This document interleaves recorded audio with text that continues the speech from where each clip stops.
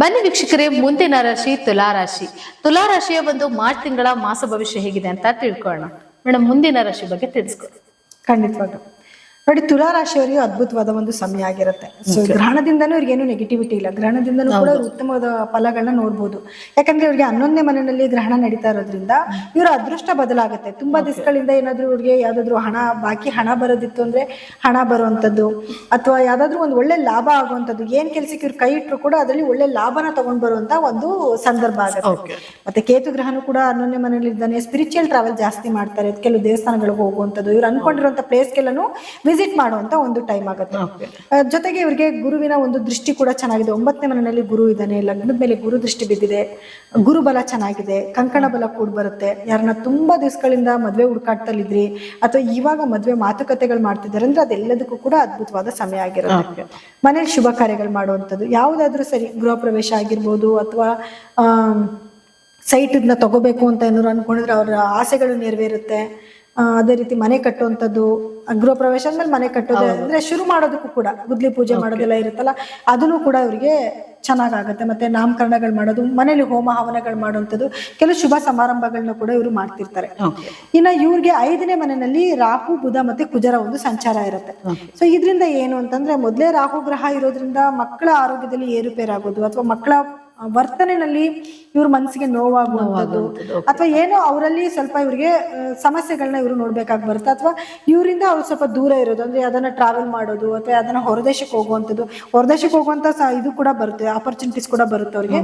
So ಅದರಿಂದ ಸ್ವಲ್ಪ ಅವರಿಂದ ದೂರ ಇದೀವಿ ಅನ್ನುವಂತ ಒಂದು ಫೀಲಿಂಗ್ಸ್ ನ ಇವ್ರು ನೋಡ್ಬೇಕಾಗಿ ಬರುತ್ತೆ. ಇನ್ನು ಮನೆಯಲ್ಲೂ ಕೂಡ ವಾತಾವರಣ ಹೇಗಿರುತ್ತೆ ಅಂತ ನೋಡಿದಾಗ, ಗುರುವಿನ ದೃಷ್ಟಿ ಇದೆ, ಸ್ವಲ್ಪ ಜಗಳ ಆಗ್ತಿರುತ್ತೆ, ಹಂಗೆ ಸ್ವಲ್ಪ ಕೂಲ್ ಆಗಿರ್ತಾರೆ. ಆ ರೀತಿ ಎರಡೂ ಕೂಡ ಮಿಕ್ಸ್ ಆಗಿ ನಡೀತಾ ಇರುತ್ತೆ. ಇನ್ನ ಇವ್ರಿಗೆ 6ನೇ ಮನೆಯಲ್ಲಿ ಶನಿ ಮತ್ತೆ ಶುಕ್ರ, ರವಿ ಇಷ್ಟು ಗ್ರಹಗಳ ಒಂದು ಸಂಚಾರ ಇದೆ. ಸೊ ಇದರಿಂದ ಏನಾಗುತ್ತೆ ಅಂತಂದ್ರೆ, ಇವ್ರಿಗೆ ಕೋರ್ಟ್ ಕೇಸ್ಗಳೇನಿದೆ ಇತ್ತು ಅಂದ್ರೆ ಅದ್ರಲ್ಲಿ ವಿನ್ ಆಗ್ತಾರೆ. ವಿದ್ಯಾರ್ಥಿಗಳು ಕಾಂಪಿಟೇಟಿವ್ ಎಕ್ಸಾಮ್ಸ್ ಬರೆದು ಅದರಲ್ಲಿ ವಿನ್ ಆಗುವಂಥದ್ದು, ಬ್ಯಾಂಕ್ ಅಲ್ಲಿ ಲೋನ್ ಆಗುವಂಥದ್ದು, ಯಾಕಂದ್ರೆ ಇವ್ರಿಗೆ ಗ್ರಹಣದಿಂದ ಪಾಸಿಟಿವ್ ಕೂಡ ಆಗ್ತಾ ಇದೆ. ಸೊ ಹಾಗಾಗಿ ಎಲ್ಲಾ ರೀತಿಯಿಂದಾನು ಇವರು ಪಾಸಿಟಿವಿಟಿನ ನೋಡ್ಕೋಬಹುದು. ಆದ್ರೆ ಆರೋಗ್ಯದಲ್ಲಿ ಏನ್ ಹೆಚ್ಚು ಕಮ್ಮಿ ಆಗುತ್ತೆ ಅಂತ ನೋಡಿದಾಗ, ಏನಾದ್ರು ಕೆಲವು ಸಮಸ್ಯೆಗಳು ಬಂತು ಅಂದ್ರೆ ನಿಧಾನಗತಿಯಲ್ಲಿ ವಾಸಿ ಆಗುವಂಥದ್ದು. ಗೌರ್ಮೆಂಟ್ ರಿಲೇಟೆಡ್ಸ್ ಅಲ್ಲಿ ಏನಾದ್ರು ಕೆಲಸಗಳು ಮಾಡ್ಕೊಬೇಕಾದ್ರೆ ಅದರಲ್ಲಿ ಕೆಲವು ಸಮಸ್ಯೆಗಳನ್ನ ಇವ್ರು ಎದುರಿಸಬೇಕಾಗಿ ಬರುತ್ತೆ. ಮತ್ತೆ ಗೌರ್ಮೆಂಟ್ ಉದ್ಯೋಗಿಗಳೇನಾದ್ರು ಇದ್ರೆ ಖಂಡಿತವಾಗ್ಲೂ ಸ್ವಲ್ಪ ಕೇರ್ಫುಲ್ ಆಗಿರೋದೇ ಒಳ್ಳೇದು.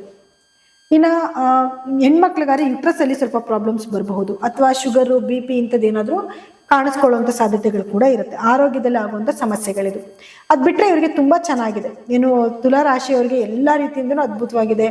ವಿದ್ಯಾರ್ಥಿಗಳಿಗೂ ತುಂಬಾ ಚೆನ್ನಾಗಿದೆ. ಇನ್ನ ರೈತರು ಅಂತ ತಗೊಂಡ್ರೆ ರೈತರಿಗೂ ತುಂಬಾ ಚೆನ್ನಾಗಿದೆ. ಮನೆಯ ವಾತಾವರಣ ತುಂಬಾ ಚೆನ್ನಾಗಿರುತ್ತೆ. ಆದ್ರೆ ಕೆಲವೊಂದು ಭಿನ್ನಾಭಿಪ್ರಾಯಗಳು ಬರ್ತಾ ಇರುತ್ತೆ, ಹೋಗ್ತಾ ಇರುತ್ತೆ. ಇವ್ರ ತಾಯಿ ಆರೋಗ್ಯದಲ್ಲಿ ಏನಾದ್ರು ಸಮಸ್ಯೆಗಳಿತ್ತು ಅಂದ್ರೆ ಇವಾಗ ತಾಯಿ ಆರೋಗ್ಯನೂ ಕೂಡ ಚೇತರಿಸ್ಕೊಳ್ಳುವಂತ ಒಂದು ಸಮಯ ಆಗತ್ತೆ. ಮತ್ತೆ ಇವರ ತಮ್ಮ ತಂಗಿ ಯಾರನ್ನ ಇದ್ರೆ ಅವರಿಂದನೂ ಕೂಡ ಇವರಿಗೆ ಸಹಾಯಗಳಾಗತ್ತೆ. ಸೊ ಹಾಗೆ ಕೆಲವೊಂದಷ್ಟು ಸಮಸ್ಯೆಗಳ ಬಗ್ಗೆ ಹೇಳಿದ್ರಿ. ಆ ಸಮಸ್ಯೆಗಳಿಗೆ ಇವರು ಪರಿಹಾರ ಅಂತ ಮಾಡ್ಕೊಳ್ಳೋದಾದ್ರೆ ಯಾವ ರೀತಿ ಪರಿಹಾರ ಮಾಡ್ಕೋಬೇಕು? ಪರಿಹಾರ ಅಂದ್ರೆ ನೋಡಿ, ಇವರು ಗ್ರಹಣಕ್ಕಾಗಿ ಏನು ಇವರಿಗೆ ಪರಿಹಾರಗಳಿಲ್ಲ, ಆದ್ರೂ ಕೂಡ ಜಪತಪ ಮಾಡ್ಕೊಂಡ್ರೆ ತುಂಬಾ ಒಳ್ಳೇದು. ಅಂದ್ರೆ ಇವ್ರ ಕೋರಿಕೆಗಳೇನಾದ್ರೂ ಇತ್ತು, ವಿಶಸ್ ಏನಾದ್ರೂ ಇತ್ತು ಅಂದ್ರೆ ಆ ಸಮಯದಲ್ಲಿ ಇವರು ಕೇಳ್ಕೋಬಹುದು. ಮೃತ್ಯುಂಜಯ ಮಂತ್ರ ಜಪ ಮಾಡ್ಕೊಳ್ಳೋದು, ಅಥವಾ ಶಿವನ ಬೀಜಾಕ್ಷರಿ ಮಂತ್ರಗಳನ್ನ ಜಪ ಮಾಡ್ಕೊಳ್ಳೋದನ್ನ ಮಾಡ್ಕೊಂಡು ಗ್ರಹಣದ ನಂತರ ಇವ್ರು ಯಾವ್ದಾದ್ರು ಇಷ್ಟ ದೇವರ ದೇವಸ್ಥಾನಕ್ಕೆ ಹೋಗಿ ಬಂದ್ರೆ ಒಳ್ಳೇದಾಗತ್ತೆ. ಮುಖ್ಯವಾಗಿ ಇವ್ರು ಏನ್ ಮಾಡ್ಕೋಬೇಕು ಅಂದ್ರೆ ಲಕ್ಷ್ಮೀ ಆರಾಧನೆ ಜಾಸ್ತಿ ಮಾಡ್ಕೋಬೇಕು, ಅಥವಾ ಶುಕ್ರ ಗ್ರಹದ ಬೀಜ ಮಂತ್ರಗಳನ್ನ ಪಠನೆ ಮಾಡ್ಕೊಳ್ಳುವಂಥದ್ದು. ಇದನ್ನ ಪ್ರತಿದಿನ ಮಾಡ್ಕೊಂಡ್ರೆ ಇನ್ನೊಂದಷ್ಟು ಒಳಿತನ್ನ ಇವರು ನೋಡ್ಕೋಬಹುದು. ಸೊ ನೋಡಿದ್ರಲ್ಲ ವೀಕ್ಷಕರೇ, ಒಟ್ಟಾರೆಯಾಗಿ ತುಲಾ ರಾಶಿಯ ಒಂದು ಮಾಸ ಭವಿಷ್ಯ ಹೇಗಿತ್ತು ಅಂತ. ಬನ್ನಿ ಹಾಗಿದ್ರೆ ಮುಂದಿನ ರಾಶಿ ಬಗ್ಗೆ ತಿಳ್ಕೊಳ್ಳೋಣ.